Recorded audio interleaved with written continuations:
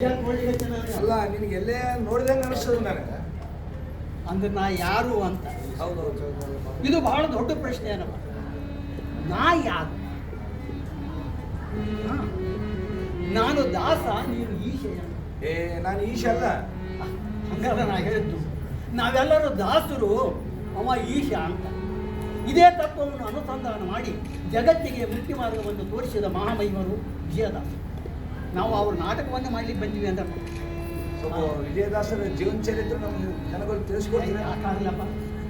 ಇದೇ ರಾಯಚೂರು ಜಿಲ್ಲೆಯ ಮಾನವೀಯ ತಾಲೂಕಿನ ಚೀಕಲ್ಪರಿವಿ ಎಂಬ ಗ್ರಾಮದಲ್ಲಿ ಶಾಲಿ ಮಾನಸಕ್ಕೆ 1604 ದುಂದುವಿ ನಾಮ ಸಂವತ್ಸರ ಅಂದ್ರೆ 1482 ಇಸ್ವಿಯಲ್ಲಿ ಶ್ರೀನಿವಾಸಪ್ಪ ಮತ್ತು ಕೂಸಪ್ಪ ಎಂಬ ದಂಪತಿಗಳಿಗೆ ಮಗ ಆಗಿ ಹುಟ್ಟಿದ್ರು.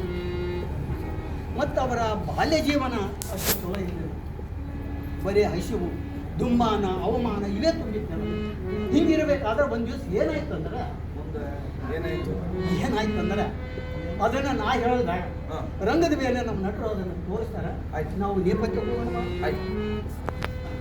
ಮಾಡೋದಲ್ಲ ಹಾಗಾಗಿ ಸುದ್ದಿ ಮಾಡೋಣ.